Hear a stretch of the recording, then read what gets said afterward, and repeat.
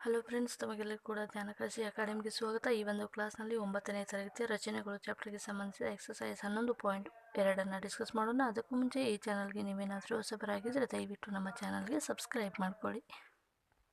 ಮೊದಲನೇ ಪ್ರಶ್ನೆ ಈ ರೀತಿಯಾಗಿದೆ. BC 7 centimetre, angle B 75 degree ಮತ್ತು AB ಪ್ಲಸ್ AC ಗಳು 13 ಸೆಂಟಿಮೀಟರ್ ಇರುವಂತೆ ತ್ರಿಭುಜ ABCಯನ್ನು ರಚಿಸಿ ಅನ್ನುವಂಥದ್ದು ಪ್ರಶ್ನೆ ಇದೆ. ಇಲ್ಲಿ ಒಂದು ಕೋನವನ್ನು ಕೊಟ್ಟಿದ್ದಾರೆ, ಪಾದದ ಅಳತೆಯನ್ನು ಕೊಟ್ಟಿದ್ದಾರೆ, ಉಳಿದ 2 ಬಾಹುಗಳ ಮೊತ್ತವನ್ನು ಕೊಟ್ಟಿದ್ದಾರೆ. ಈ ರೀತಿಯಾಗಿ ದತ್ತಾಂಶಗಳನ್ನು ಬಳಸಿಕೊಂಡು ತ್ರಿಭುಜ ABCಯನ್ನು ಯಾವ ರೀತಿಯಾಗಿ ರಚನೆ ಮಾಡೋದು ಅಂತ ನೋಡ್ತಾ ಹೋಗೋಣ. ಮೊದಲನೇದಾಗಿ ಕೊಟ್ಟಿರುವಂತಹ ದತ್ತಾಂಶಗಳನ್ನು ಬಳಸಿಕೊಂಡು ಪಾದ 7 ಸೆಂಟಿಮೀಟರ್ ಅಂತ ದತ್ತಾಂಶವನ್ನು ಕೊಟ್ಟಿದ್ದಾರೆ. ಈ ರೀತಿಯಾಗಿ ಮೊದಲನೇದಾಗಿ 7 ಸೆಂಟಿಮೀಟರ್ ಪಾದವನ್ನು ಹೊಂದಿರುವಂತಹ ಒಂದು ಅಳತೆಯನ್ನು ತೆಗೆದುಕೊಳ್ಬೇಕು. ಇದು 7 ಸೆಂಟಿಮೀಟರ್ ಪಾದ ಆಗಿರುತ್ತೆ. ನಂತರ ಈ ಒಂದು ರೇಖಾಖಂಡಕ್ಕೆ ನಾನು BC ಅಂತ ಹೆಸರಿಡ್ತೀನಿ. ನಂತರ Bಯನ್ನು ಕೇಂದ್ರ ಬಿಂದುವಾಗಿಟ್ಟುಕೊಂಡು ಒಂದು ತ್ರಿಜ್ಯದಿಂದ ಒಂದು ಕಂಸವನ್ನು ರಚನೆ ಮಾಡ್ಕೋಬೇಕು. B ಎನ್ನುವಂಥದ್ದು ಒಂದು ಕೋನ ಆಗಿದೆ. ಇಲ್ಲಿ 75 ಡಿಗ್ರಿ ಕೋನವನ್ನು ಆ್ಯಂಗಲ್ Bನಲ್ಲಿ ನಾವು ರಚನೆ ಮಾಡ್ಕೋಬೇಕಾಗಿದೆ. ಸೊ ಇವಾಗ ಆ್ಯಂಗಲ್ Bನಲ್ಲಿ ಯಾವುದೇ ಒಂದು ತ್ರಿಜ್ಯದ ಅಳತೆಯನ್ನು ತೆಗೆದುಕೊಂಡು ಈ ರೀತಿಯಾಗಿ Bಯನ್ನು ಕೇಂದ್ರವಾಗಿಟ್ಟುಕೊಂಡು ಒಂದು ಕಂಸವನ್ನು ರಚನೆ ಮಾಡ್ಕೋಬೇಕು.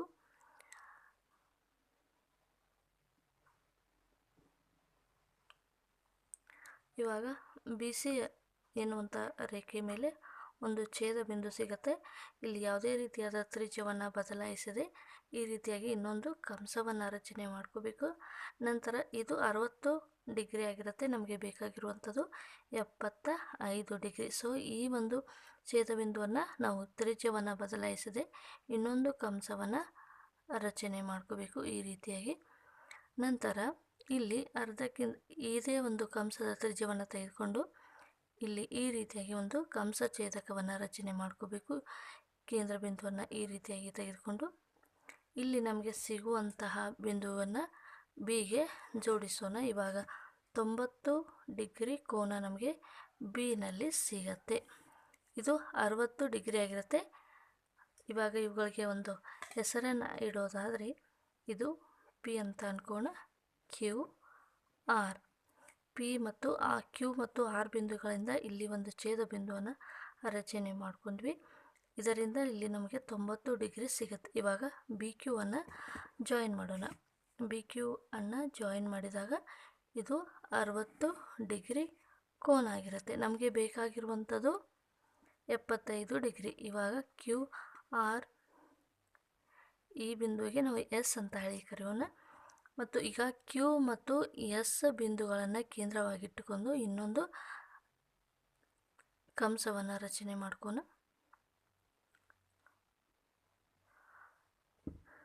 ಇವಾಗ ನಮಗೆ ಸಿಕ್ಕಿರುವಂಥದ್ದು 90 ಡಿಗ್ರಿ. QBP ಇದು 60 ಡಿಗ್ರಿ ಆಗಿದೆ. SBQ ಇದು 30 ಡಿಗ್ರಿ ಆಗಿದೆ. ನಮಗೆ ಬೇಕಾಗಿರುವಂಥದ್ದು 75 ಡಿಗ್ರಿ. ಇವಾಗ 30 ಡಿಗ್ರಿ ಕೋನ ಇರುವಂಥದ್ದನ್ನು ನಾವು ಕೋನಾರ್ಧಕವನ್ನು ರಚನೆ ಮಾಡ್ಕೋಬೇಕು. ಈ 30 ಡಿಗ್ರಿ ಇರುವಂಥ ಕೋನಕ್ಕೆ ಕೋನಾರ್ಧಕಗಳನ್ನ ರಚನೆ ಮಾಡ್ಕೋಬೇಕಾದ್ರೆ Q ಬಿಂದುವನ್ನು ಕೇಂದ್ರವಾಗಿಟ್ಟುಕೊಂಡು ಒಂದು ಕಂಸ, S ಅನ್ನು ಕೇಂದ್ರವಾಗಿಟ್ಟುಕೊಂಡು ಇನ್ನೊಂದು ಕಂಸ. ಇವಾಗ ನಮಗೆ ಸಿಗುವಂಥ ಒಂದು ಬಿಂದುವನ್ನು ಈಗ ಜಾಯಿನ್ ಮಾಡ್ಕೋತಾ ಇದ್ದೀವಿ. ಇವಾಗ ನಮಗೆ ಸಿಗುವಂಥದ್ದು ಎಷ್ಟು ಡಿಗ್ರಿ? 75 ಡಿಗ್ರಿ ಕೋನ ಸಿಗ್ತಾ ಇದೆ.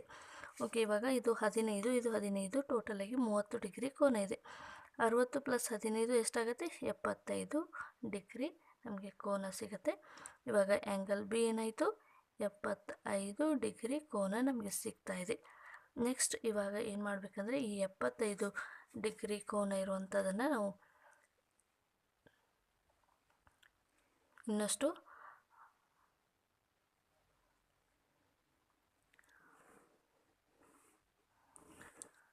ನೆಕ್ಸ್ಟು ಇಲ್ಲಿ 2 ಬಾಹುಗಳ ಮೊತ್ತವನ್ನು ಕೊಟ್ಟಿದ್ದಾರೆ. ಎಷ್ಟು ಕೊಟ್ಟಿದ್ದಾರೆ? 13 ಸೆಂಟಿಮೀಟರ್ ಅಂತ ಕೊಟ್ಟಿದ್ದಾರೆ. ಇವಾಗ 13 ಸೆಂಟಿಮೀಟರ್ ಬರುವಂತೆ ನಾವು ಒಂದು ಕಂಸವನ್ನು ಈ ಒಂದು XY ಅಂತ ತೆಗೆದುಕೊಳ್ಳೋಣ. ಈ ಒಂದು 13 ಸೆಂಟಿಮೀಟ್ರನ್ನು ಅಳತೆಯನ್ನು ತೆಗೆದುಕೊಳ್ರಿ. 13 ಸೆಂಟಿಮೀಟರ್ ಈ ರೀತಿಯಾಗಿ 13 ಸೆಂಟಿಮೀಟರ್. ಈ ಒಂದು ರೇಖೆಗೆ ನಾನು ಎಕ್ಸ್ ಅಂತ ಹೇಳಿ ಕರಿತೀನಿ. ಇವಾಗ ಬಿ ಎಕ್ಸ್ ರೇಖೆಯನ್ನು 13 ಸೆಂಟಿಮೀಟರ್ ಅಳತೆಯನ್ನು ತೆಗೆದುಕೊಂಡು ಈ ರೀತಿಯಾಗಿ ಒಂದು ಕಂಸವನ್ನು ನಾವು ರಚನೆ ಮಾಡ್ಕೋಬೇಕು. ಇದು 13 ಸೆಂಟಿಮೀಟರ್ ಆಗಿರುತ್ತೆ. 13 ಸೆಂಟಿಮೀಟರ್. ನಂತರ ಇವಾಗ ಈ ಒಂದು ಬಿ ಎಕ್ಸ್ ಮೇಲೆ ನಮಗೆ ಒಂದು ಬಿಂದು ಸಿಗುತ್ತೆ, ಅದಕ್ಕೆ ನಾನು ಡಿ ಅಂತ ಹೇಳಿ ಕರೆಯೋಣ. ಇವಾಗ ಡಿ ಮತ್ತು ಸಿಗಳನ್ನು ಜೋಡಿಸೋಣ. ಡಿ ಮತ್ತು ಸಿಗಳನ್ನು ಜೋಡಿಸೋಣ. ನಂತರ ಇವಾಗ ಡಿ ಸಿಯ ಲಂಬಾರ್ಧಕವನ್ನು ರಚನೆ ಮಾಡೋಣ. ಡಿ ಸಿಯ ಲಂಬಾರ್ಧಕವನ್ನು ಯಾವ ರೀತಿಯಾಗಿ ರಚನೆ ಮಾಡ್ಕೋಬೇಕು? ಇವಾಗ ಡಿ ಸಿಯ ಅರ್ಧಕ್ಕಿಂತ ಜಾಸ್ತಿ ತೆಗೆದುಕೊಂಡು ನಾವು ಮೇಲೆ ಈ ರೀತಿಯಾಗಿ ಕೆಳಗಡೆ ಎರಡು ಕಂಸವನ್ನು ಸಿ ಕೇಂದ್ರವನ್ನಾಗಿಟ್ಟುಕೊಂಡು ಕಂಸವನ್ನು ರಚನೆ ಮಾಡ್ಕೋಬೇಕು. ಅದೇ ರೀತಿಯಾಗಿ ಡಿಯನ್ನು ಕೇಂದ್ರವಾಗಿಟ್ಟುಕೊಂಡು ಕಂಸವನ್ನು ರಚನೆ ಮಾಡ್ಕೋಬೇಕು.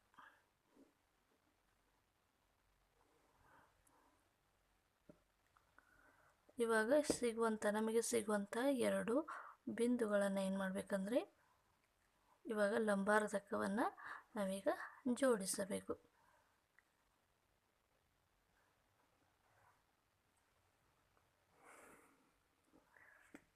ಈ ರೀತಿಯಾಗಿ ಲಂಬಾರ್ಧಕವನ್ನು ಜೋಡಿಸಿದಾಗ ಬಿ ಡಿ ಎನ್ನುವಂತಹ ರೇಖೆಯ ಮೇಲೆ ನಮಗೆ ಒಂದು ಬಿಂದು ಸಿಗತ್ತೆ. ಅದಕ್ಕೆ ನಾವು ಏನಂತ ಕರೆಯೋಣ? ಎ ಅಂತ ಕರೆಯೋಣ. ಇವಾಗ ಎ ಸಿಯನ್ನು ಜೋಡಿಸಿ.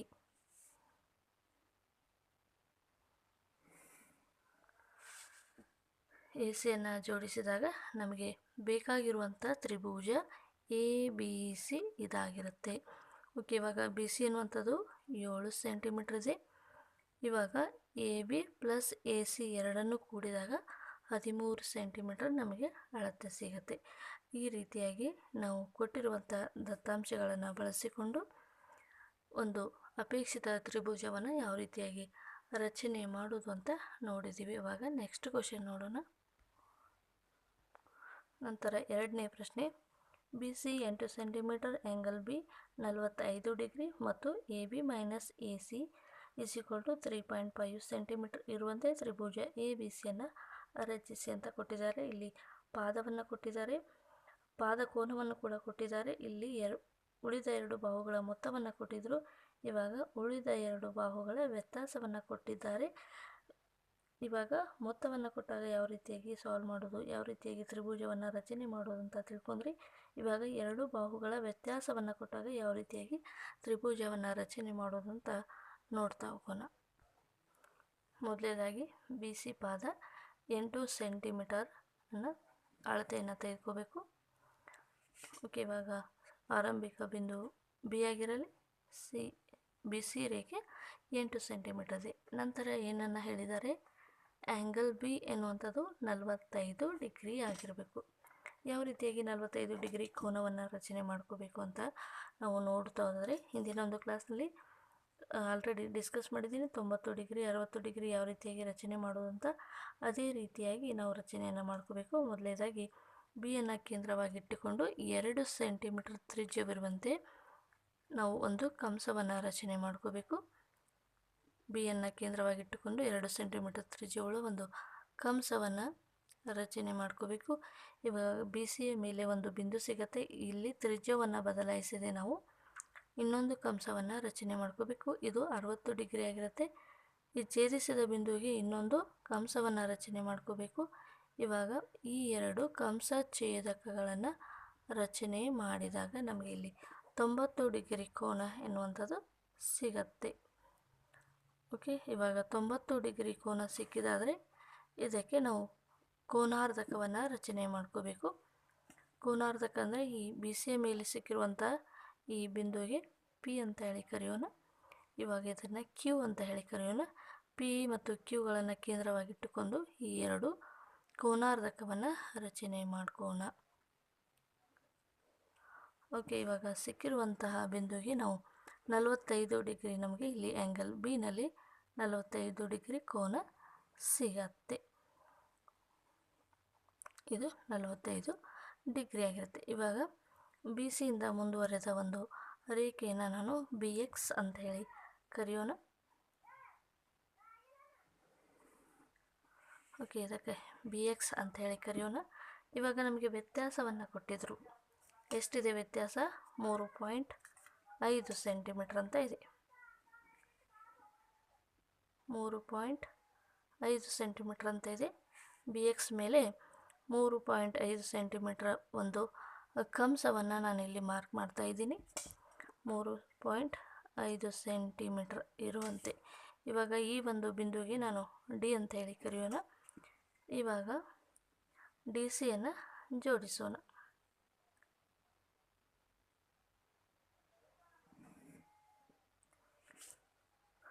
ಡಿ ಸಿಯನ್ನು ಜೋಡಿಸಿದ ನಂತರ ಈ ಡಿ ಸಿಗೆ ನಾವು ಲಂಬಾರ್ಧಕವನ್ನು ರಚನೆ ಮಾಡ್ಕೊಂಡು ಅರ್ಧಕ್ಕಿಂತ ಜಾಸ್ತಿ ಅಳತೆಯನ್ನು ತೆಗೆದುಕೊಂಡು ಡಿ ಸಿಯ ಅರ್ಧಕ್ಕಿಂತ ಜಾಸ್ತಿಯನ್ನು ತೆಗೆದುಕೊಂಡು ಒಂದು ಲಂಬಾರ್ಧಕವನ್ನು ರಚಿಸೋಣ. ಒಮ್ಮೆ ಸಿಯನ್ನು ಕೇಂದ್ರವಾಗಿಟ್ಟುಕೊಂಡು ಒಂದು ಸಾರಿ ಡಿಯನ್ನು ಕೇಂದ್ರವಾಗಿ ಇಟ್ಟುಕೊಂಡು ಈ ರೀತಿಯಾಗಿ ಲಂಬಾರ್ಧಕವನ್ನು ರಚನೆ ಮಾಡ್ಕೋಬೇಕು. ಈ ಲಂಬಾರ್ಧಕವನ್ನು ನಾವು ಏನು ಮಾಡಬೇಕಂದ್ರೆ ಈ ಬಿ ಎಕ್ಸ್ ರೇಖೆಗೆ ಛೇದಿಸುವಂತೆ ಲಂಬಾರ್ಧಕವನ್ನು ರಚನೆ ಮಾಡ್ಕೋಬೇಕು. ಇಲ್ಲಿ ಒಂದು ಬಿ ಎಕ್ಸ್ ಮೇಲೆ ನಮಗೆ ಸಿಗುವಂಥ ಬಿಂದುವಿಗೆ ನಾವು ಎ ಅಂತ ಹೇಳಿ ಕರೆಯೋಣ. ಈಗ ಎ ಮತ್ತು ಸಿಗಳನ್ನು ಜೋಡಿಸೋಣ. ಎ ಮತ್ತು ಸಿಗಳನ್ನು ಜೋಡಿಸೋಣ. ಇವಾಗ ತ್ರಿಭುಜ ಎ ಬಿ ಸಿ ಅನ್ನುವಂಥದ್ದು ನಮಗೆ ಅಪೇಕ್ಷಿತ ತ್ರಿಭುಜ ಈ ರೀತಿಯಾಗಿ ದೊರೆಯುತ್ತೆ. ಈ ರೀತಿಯಾಗಿ ರಚನೆಗಳನ್ನು ಎಕ್ಸಾಮ್ನಲ್ಲಿ ಕೇಳ್ತಾರೆ. ಸೊ ತುಂಬಾ ಇಂಪಾರ್ಟೆಂಟ್ ಆಗಿರುವಂಥ ರಚನೆಗಳಾಗಿವೆ.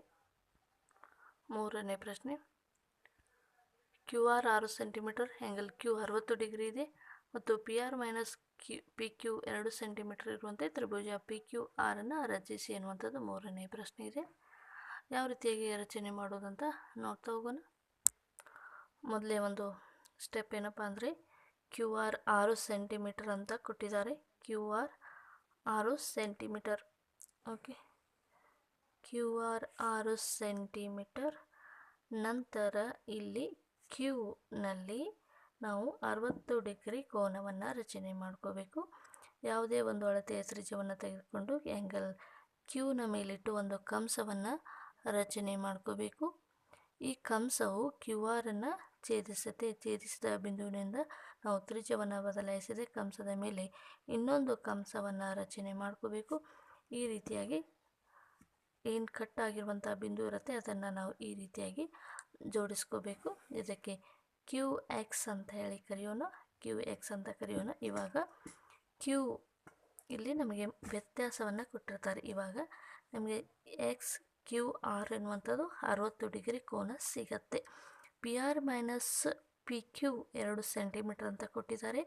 ಇವಾಗ ಕ್ಯೂವನ್ನು ಕೇಂದ್ರವಾಗಿಟ್ಟುಕೊಂಡು ಇಲ್ಲಿ ನಾವು 2 ಸೆಂಟಿಮೀಟರ್ ಈ ರೀತಿಯಾಗಿ ಕಂಸವನ್ನು ರಚನೆ ಮಾಡ್ಕೋಬೇಕು. ನಂತರ ಇವಾಗ ಈ ಒಂದು ಬಿಂದುವಿಗೆ ನಾನು ಡಿ ಅಂತ ಹೇಳಿ ಹೆಸರಿಸ್ತೀನಿ. ಡಿ ಆರನ್ನು ಈಗ ಜೋಡಿಸೋಣ. ಓಕೆ, ಡಿ ಆರನ್ನು ಜೋಡಿಸೋಣ. ಡಿ ಆರನ್ನು ಜೋಡಿಸಿದ ನಂತರ ಈ ಡಿ ಆರ್ ರೇಖಾಖಂಡಕ್ಕೆ ನಾವು ಲಂಬಾರ್ಧಕವನ್ನು ರಚನೆ ಮಾಡ್ಕೋಣ. ಲಂಬಾರ್ಧಕ ಅಂದರೆ ಅರ್ಧಕ್ಕಿಂತ ಜಾಸ್ತಿ ತೆಗೆದುಕೊಂಡು ಈ ರೀತಿಯಾಗಿ ಮೇಲೆ ಕೆಳಗೆ ಕಂಸವನ್ನು ಮತ್ತು ಡಿಯನ್ನು ಕೇಂದ್ರವಾಗಿಟ್ಟುಕೊಂಡು ಮೇಲೆ ಕೆಳಗೆ ಕಂಸವನ್ನು ರಚನೆ ಮಾಡೋಣ. ಈ ಲಂಬಾರ್ಧಕವನ್ನು ಈಗ ಜೋಡಿಸೋಣ. ಇವಾಗ ಕ್ಯೂ ಎಕ್ಸ್ ಮೇಲೆ ಒಂದು ಏನು ಸಿಗತ್ತೆ, ಬಿಂದು ಸಿಗತ್ತೆ. ಕ್ಯೂ ಎಕ್ಸ್ ಮೇಲೆ ಒಂದು ಬಿಂದು ಸಿಗತ್ತೆ. ಇದಕ್ಕೆ ನಾವು ಪಿ ಅಂತ ಹೇಳಿ ಕರೆಯೋಣ.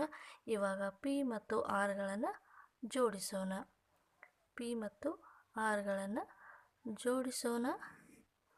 ಓಕೆ, ಇವಾಗ ನೋಡಿ ಕ್ಯೂ ಆರ್ 6 ಸೆಂಟಿಮೀಟರ್ ಇದೆ.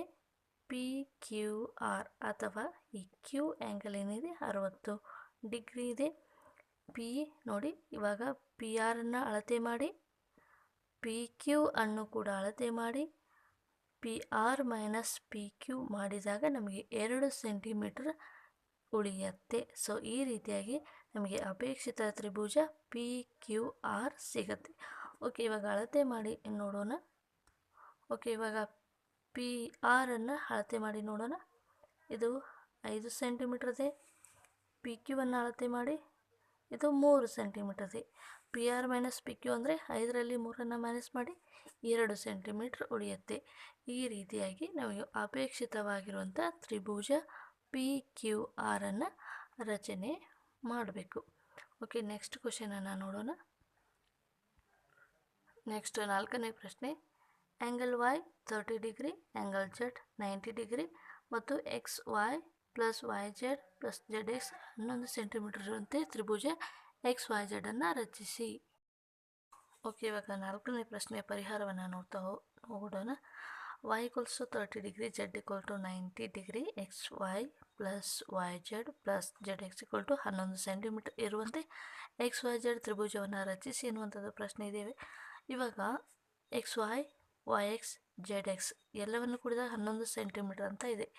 ಇವಾಗ ಮೊದಲೇದಾಗಿ ನಾವು 11 ಸೆಂಟಿಮೀಟರ್ ಇರುವಂಥ ಒಂದು ರೇಖಾಖಂಡವನ್ನು ರಚನೆ ಮಾಡೋಣ. ಓಕೆ, 11 ಸೆಂಟಿಮೀಟರ್ ಇರುವಂಥ ಒಂದು ರೇಖಾಖಂಡ. ಓಕೆ, ಈ ರೀತಿಯಾಗಿ 11 ಸೆಂಟಿಮೀಟರ್ ಇರುವಂಥ ಒಂದು ರೇಖಾಖಂಡವನ್ನು ರಚನೆ ಮಾಡ್ಕೋಣ.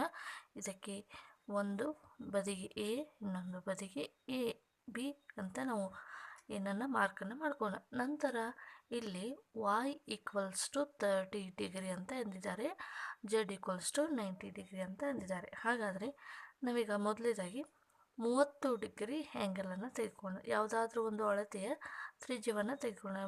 ಫಾರ್ ಎಕ್ಸಾಂಪಲ್, ನಾನೀಗ 2 ಸೆಂಟಿಮೀಟರ್ ಇರುವಂಥ ಒಂದು ತ್ರಿಜ್ಯದಿಂದ ಎನ ಕೇಂದ್ರವಾಗಿಟ್ಟುಕೊಂಡು ಒಂದು ಕಂಸವನ್ನು ರಚನೆ ಮಾಡ್ತೀನಿ.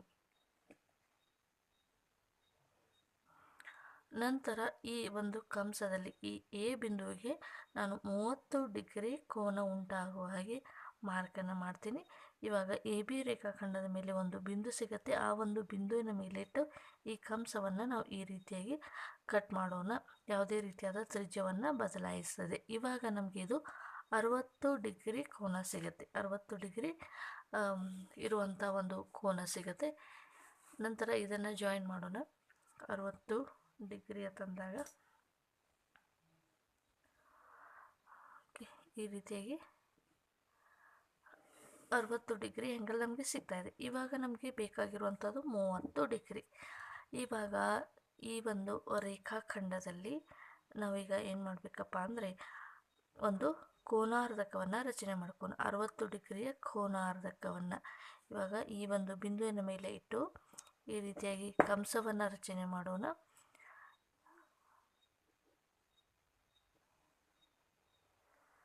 ಅದೇ ರೀತಿಯಾಗಿ ಈ ಒಂದು ಬಿಂದುವಿನ ಮೇಲೆ ಈಗ ನಾವು 60 ಡಿಗ್ರಿ ಕೋನವನ್ನು ಏನು ಉಂಟು ಮಾಡಿದ್ವಿ ಆ ಒಂದು ರೇಖಾಖಂಡದ ಮೇಲೆ ಸಿಕ್ಕಿರುವಂಥ ಒಂದು ಛೇದಕ ಬಿಂದುವಿನ ಮೇಲೆ ಇಟ್ಟು ಇಲ್ಲೊಂದು ಕಂಸವನ್ನು ರಚನೆ ಮಾಡೋಣ. ಇವಾಗ ಆ್ಯಂಗಲ್ ಎದ ಕೋನಾರ್ಧಕ ನಮಗೆ ಸಿಗ್ತಾ ಇದೆ. ಆ್ಯಂಗಲ್ ಎದ ಕೋನಾರ್ಧಕ ಸಿಗ್ತಾ ಇದೆ. ಓಕೆ, ಈ ರೀತಿಯಾಗಿ ನಾವು ರಚನೆಯನ್ನು ಮಾಡ್ಕೋಣ. ಇದು 30 ಡಿಗ್ರಿ ನಮಗೆ ಸಿಗುತ್ತೆ. ಈ ರೀತಿಯಾಗಿರುತ್ತೆ. ಈ ಒಂದು ಬಿಂದುಗೆ ಈ ಒಂದು ಎ ಎಲ್ ರೇಖೆ ಅಂತೇಳಿ ಕರೆಯೋಣ. ಇದು ಎ ಎಲ್ ರೇಖೆ ಆಗಿರಲಿ. ಇವಾಗ ಏನು ಮಾಡಬೇಕಪ್ಪ ಅಂತಂದರೆ ಕೋನಾರ್ಧಕವನ್ನು ರಚನೆ ಮಾಡಿದಾಯಿತು. ನೆಕ್ಸ್ಟು ಅದೇ ರೀತಿಯಾಗಿ ಇನ್ನೊಂದು 90 ಡಿಗ್ರಿ ಕೋನ ಇತ್ತು. ಇವಾಗ ಇಲ್ಲಿಯೂ ಕೂಡ ಅಷ್ಟೇ ಸೇಮ್ ತ್ರಿಜ್ಯವನ್ನು ತೆಗೆದುಕೊಂಡು 2 ಸೆಂಟಿಮೀಟ್ರ್ ಇರುವಂಥ ಒಂದು ತ್ರಿಜ್ಯವನ್ನು ತೆಗೆದುಕೊಂಡು ಬಿಯನ್ನು ಕೇಂದ್ರವಾಗಿಟ್ಟುಕೊಂಡು ಒಂದು ಕಂಸವನ್ನು ರಚನೆ ಮಾಡೋಣ. ಈ ರೀತಿಯಾಗಿ ಕಂಸವನ್ನು ರಚನೆ ಮಾಡಿಕೊಂಡು ಇವಾಗ 60 ಡಿಗ್ರಿ ಕೋನ ನಮಗೆ ಬೇಕಾಗಿರುವಂಥದ್ದು 90 ಡಿಗ್ರಿ. ಈ ಕೋನವನ್ನು ನಾವು ಈಗ ಈ ರೀತಿಯಾಗಿ ಕಟ್ ಮಾಡ್ತೀವಿ. ಕಟ್ ಮಾಡಿದಾಗ ಸಿಕ್ಕಿರುವಂಥ ಪಾಯಿಂಟನ್ನು ತೆಗೆದುಕೊಂಡು ಇನ್ನೊಂದು ಕಂಸವನ್ನು ಕಟ್ ಮಾಡ್ತೀವಿ. ಈಗ 2 ಬಿಂದುಗಳು ಸಿಗ್ತವೆ. ಇವುಗಳನ್ನು ಯೂಸ್ ಮಾಡಿಕೊಂಡು ನಾನು 90 ಡಿಗ್ರಿ ಕೋನವನ್ನು ರಚನೆ ಮಾಡ್ತಾ ಇದ್ದೀನಿ. ಇವಾಗ ನಮಗೆ 90 ಡಿಗ್ರಿ ಆ್ಯಂಗಲ್ ಸಿಕ್ತು. ಆ್ಯಂಗಲ್ ಬಿದಲ್ಲಿ 90 ಡಿಗ್ರಿ ಕೋನವನ್ನು ರಚನೆ ಮಾಡಿದ್ವಿ. ನೆಕ್ಸ್ಟು ಇವಾಗ ಏನು ಮಾಡಬೇಕಪ್ಪ ಅಂದರೆ ಇಲ್ಲಿಯೂ ಕೂಡ ಅಷ್ಟೇ ಕೋನಾರ್ಧಕವನ್ನು ರಚನೆ ಮಾಡ್ಕೋಬೇಕು. ಕೋನಾರ್ಧಕವನ್ನು ರಚನೆ ಮಾಡ್ಕೊಳ್ಳೋಣ. ಓಕೆ, ಇವಾಗ ನಮಗೆ ಸಿಕ್ಕಿರುವಂತಹ ಈ ಒಂದು ಬಿಂದುವಿನ ಮೇಲೆ ಇಟ್ಟು ಈ ರೀತಿಯಾಗಿ ಕೋನವನ್ನು, ನಂತರ ಇದಕ್ಕೆ ನಾವು ಬಿ ಎಮ್ ಅಂತ ಹೇಳಿ ಕರೆಯೋಣ.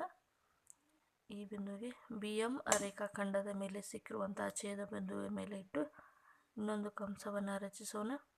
ಇಲ್ಲೂ ಕೂಡ ನಮಗೆ 90 ಡಿಗ್ರಿಯ ಕೋನಾರ್ಧಕ ಸಿಗ್ತಾ ಇದೆ. ಇವಾಗ ಬಿ ಮತ್ತು ಈ ಒಂದು ಕೋನಾರ್ಧಕ ರೇಖೆಯನ್ನು ರಚನೆ ಮಾಡೋಣ.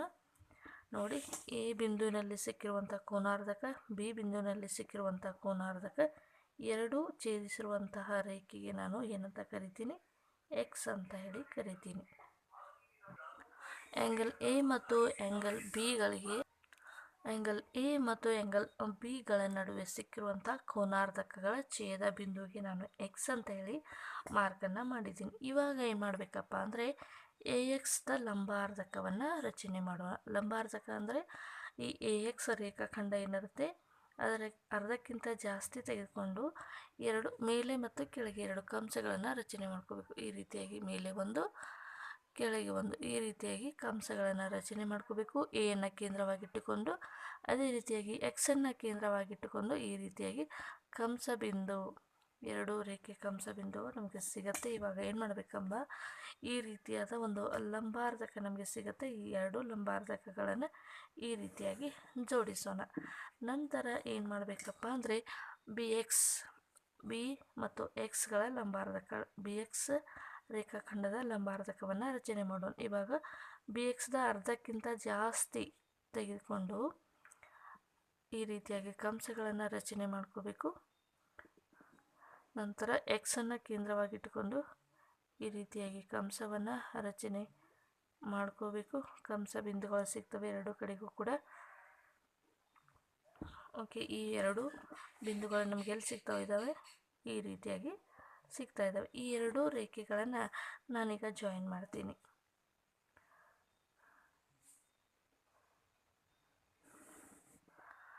ಈಗ ಜಾಯಿನ್ ಮಾಡಿದಾಗ ಎ ಬಿ ರೇಖಾಖಂಡದ ಮೇಲೆ ಈ ಲಂಬಾರ್ಧಕಗಳು ಎಲ್ಲಿ ಛೇದಿಸ್ತಾ ಇದ್ದಾವೆ? ಪಾಯಿಂಟನ್ನು ಮಾಡ್ಕೊಳ್ಳಿ. ಇವಾಗ ನೋಡಿ, ಇಲ್ಲಿ ಒಂದು ಪಾಯಿಂಟ್ ಇದೆ ಲಂಬಾರ್ಧಕ ಛೇದಿಸಿರುವಂಥದ್ದು.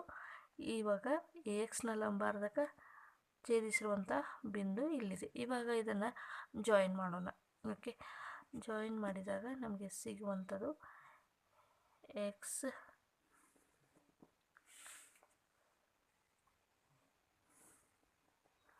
ಓಕೆ. ಇವಾಗ ನೋಡಿ, ಇದನ್ನು ನಾವು ಏನಂತ ಕರೆಯೋಣ? ಜೆಡ್ ಅಂತ ಕರೆಯೋಣ, ವಾಯ್ ಅಂತ ಕರೆಯೋಣ. ಇವಾಗ ವಾಯ್ ಕೋನ ಎಕ್ಸ್ ವೈ ಜೆಡ್ ಇದು 30 ಡಿಗ್ರಿ ಇರುತ್ತೆ ಮತ್ತು ಎಕ್ಸ್ ಜೆಡ್ ವೈ ಇದು 90 ಡಿಗ್ರಿ ಕೋನವನ್ನು ಹೊಂದಿರುತ್ತೆ. ನಮಗೆ ಬೇಕಾಗಿರುವಂಥ ಅಥವಾ ಅಪೇಕ್ಷಿತ ತ್ರಿಭುಜ ಎಕ್ಸ್ ವೈ ಜೆಡ್ ಏನಾಗಿದೆ ನಮಗೆ ಇಲ್ಲಿ ಸಿಗ್ತಾ ಇದೆ. ಈ ರೀತಿಯಾಗಿ ನಾವು ಎರಡು ಕೋನಗಳನ್ನು ಕೊಟ್ಟಾಗ, ಮೂರು ಬಾಹುಗಳ ಅಳತೆಯ ಒಟ್ಟು ಮೊತ್ತವನ್ನು ಕೊಟ್ಟಾಗ ಎಕ್ಸ್ ವೈ ಜೆಡ್ ತ್ರಿಭುಜವನ್ನು ನಾವು ಈ ರೀತಿಯಾಗಿ ರಚನೆಯನ್ನು ಮಾಡ್ಬೋದು. ನೆಕ್ಸ್ಟ್ 5ನೇ ಪ್ರಶ್ನೆ. ಪಾದ 12 ಸೆಂಟಿಮೀಟರ್, ಅದರ ವಿಕರ್ಣ ಇನ್ನೊಂದು ಬಾಹುವಿನ ಮೊತ್ತ 18 ಸೆಂಟಿಮೀಟರ್ ಇರುವ ಲಂಬಕೋನ ತ್ರಿಭುಜವನ್ನು ರಚಿಸಿ ಎನ್ನುವಂಥದ್ದು ಪ್ರಶ್ನೆ ಇದೆ. ಪಾದ 12 ಸೆಂಟಿಮೀಟರ್ ಇರುತ್ತೆ, ಅದರ ವಿಕರ್ಣ ಮತ್ತು ಇನ್ನೊಂದು ಬಾಹುವಿನ ಮೊತ್ತ 18 ಸೆಂಟಿಮೀಟರ್ ಇರುವ ಒಂದು ಲಂಬಕೋನ ತ್ರಿಭುಜವನ್ನು ರಚಿಸಿ ಎನ್ನುವಂಥದ್ದು ಪ್ರಶ್ನೆ ಇದೆ. ಇದನ್ನು ಕೂಡ ನಾವು ಯಾವ ರೀತಿಯಾಗಿ ರಚನೆ ಮಾಡೋದೆಂಬುದನ್ನು ನೋಡ್ತಾ ಹೋಗೋಣ. ಓಕೆ, ಮೊದಲನೇದಾಗಿ ನಾವು ಏನು ಮಾಡಬೇಕಪ್ಪ ಅಂದರೆ ಪಾದ 12 ಸೆಂಟಿಮೀಟರ್ ಅಂತ ದತ್ತಾಂಶದಲ್ಲಿ ಕೊಟ್ಟಿದ್ದಾರೆ. ಇವಾಗ 12 ಸೆಂಟಿಮೀಟರ್ ಇರುವಂಥ ಒಂದು ರೇಖಾಖಂಡವನ್ನು ರಚನೆಯನ್ನು ಮಾಡ್ಕೊಂಡು 12 ಸೆಂಟಿಮೀಟರ್ ಇರುವಂಥ ಒಂದು ರೇಖಾಖಂಡ. ಓಕೆ, ನೆಕ್ಸ್ಟ್ ಏನು ಕೊಟ್ಟಿದ್ದಾರೆ? ಲಂಬಕೋನ ತ್ರಿಭುಜದ ಪಾದ 12 ಸೆಂಟಿಮೀಟರ್, ಅದರ ವಿಕರ್ಣ ಮತ್ತು ಇನ್ನೊಂದು ಬಾಹುವಿನ ಎರಡು ಬಾಹುವಿನ ಮೊತ್ತ 18 ಸೆಂಟಿಮೀಟರ್ ಅಂತ ಇದೆ. ಹಾಗಾದರೆ ಲಂಬಕೋನ ತ್ರಿಭುಜದ ಎರಡು ಬಾಹುಗಳ ಮೊತ್ತವನ್ನು ಕೊಟ್ಟಾಗ ಯಾವ ರೀತಿಯಾಗಿ ರಚನೆ ಮಾಡೋಣ ಅನ್ನುವಂಥದ್ದು ಗೊತ್ತಿದೆ. ಇವಾಗ ನಾವು 18 ಸೆಂಟಿಮೀಟರ್ ಇರುವಂಥ ಒಂದು ಅಳತೆಯನ್ನು ತೆಗೆದುಕೊಳ್ಳೋಣ. ಯಾವ ರೀತಿಯಾಗಿ ಅಂತ ನೋಡ್ತಾ ಹೋಗೋಣ. ಓಕೆ, ಇವಾಗ ನಮಗೆ ಅಳತೆ ಪಟ್ಟಿಯಲ್ಲಿ ಎಷ್ಟಿದೆ? 15 ಸೆಂಟಿಮೀಟರ್ ಅಂತ ಇದೆ. 15 ಸೆಂಟಿಮೀಟರ್ ಮಾರ್ಕ್ ಮಾಡ್ಕೊಳ್ಳೋಣ. +3 18 ಸೆಂಟಿಮೀಟರ್ ಆಗುತ್ತೆ. +3 ಮಾಡಿದಾಗ 18 ಸೆಂಟಿಮೀಟರ್ ಇರುವಂತೆ ನಾವೀಗ ಏನು ಮಾಡ್ಕೊಳ್ಳೋಣ? ಒಂದು ರೇಖಾಖಂಡವನ್ನು ರಚನೆ ಮಾಡ್ಕೊಳ್ಳೋಣ. ಇವಾಗ ಎ ಬಿ ಸಿ ಎನ್ನುವಂಥದ್ದು 18 ಸೆಂಟಿಮೀಟರ್ ಇದೆ. ಆ್ಯಕ್ಚುಲಿ ನಾವು ಏನು ಮಾಡಬೇಕಪ್ಪ ಅಂದರೆ 18 ಸೆಂಟಿಮೀಟರ್ ಇರುವಂಥ ಈ ರೀತಿಯಾಗಿ ತ್ರಿಜ್ಯದಿಂದ ಅಳತೆಯನ್ನು ತೆಗೆದುಕೊಂಡು ಈ ಎ ಬಿಂದುವಿನ ಮೇಲೆ ಇಟ್ಕೊಂಡು ಈ ರೀತಿಯಾಗಿ 18 ಅಂತ ನಾವು ರಚನೆ ಮಾಡ್ಕೋಬೇಕು. ಬಟ್ ಇಲ್ಲಿ ನಮ್ಮ ಅಳತೆ ಪಟ್ಟಿಯಲ್ಲಿ 18 ಸೆಂಟಿಮೀಟರ್ ಇಲ್ಲದೆ ಇರೋದ್ರಿಂದ 15 ಪ್ಲಸ್ 3 ಮಾಡಿ 18 ಸೆಂಟಿಮೀಟರ್ ಈ ರೀತಿಯಾಗಿ ನಮಗೆ ರೇಖೆ ಸಿಗತ್ತೆ. ನೆಕ್ಸ್ಟ್ ಏನು ಮಾಡಬೇಕಪ್ಪ ಅಂತಂದರೆ ಇಲ್ಲಿ ಇವಾಗ ಎ ಇದೆ, ಇಲ್ಲಿ ಸಿ ಇದೆ. ಈ ಎ ಸಿ ರೇಖಾಖಂಡಕ್ಕೆ ನಾವು ಈಗ ಏನು ಮಾಡಬೇಕಪ್ಪ ಅಂದರೆ ಇವಾಗ ನಾವು ಬಿ ಸಿಯನ್ನು ಜೋಡಿಸಬೇಕು. ಬಿ ಸಿ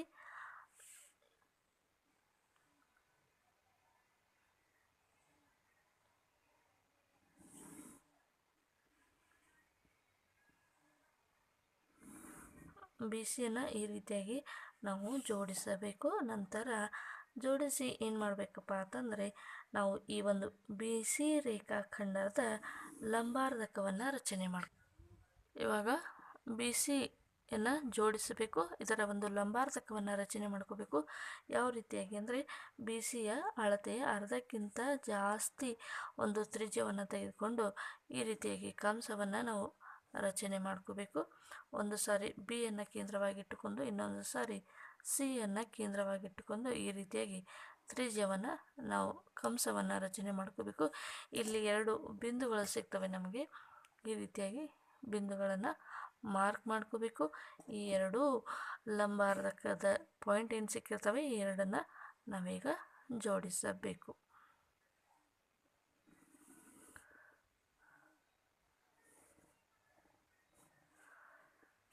ಈ ರೀತಿಯಾಗಿ ಜೋಡಿಸಿದ ನಂತರ ಎ ಸಿ ರೇಖಾಖಂಡದ ಮೇಲೆ ಎ ಸಿ ರೇಖಾಖಂಡದ ಮೇಲೆ ನಮಗೆ ಒಂದು ಏನು ಛೇದಕ ಬಿಂದು ಸಿಗತ್ತೆ. ಈ ಛೇದಕ ಬಿಂದುವನ್ನು ಬಿಗೆ ಜೋಡಿಸಬೇಕು.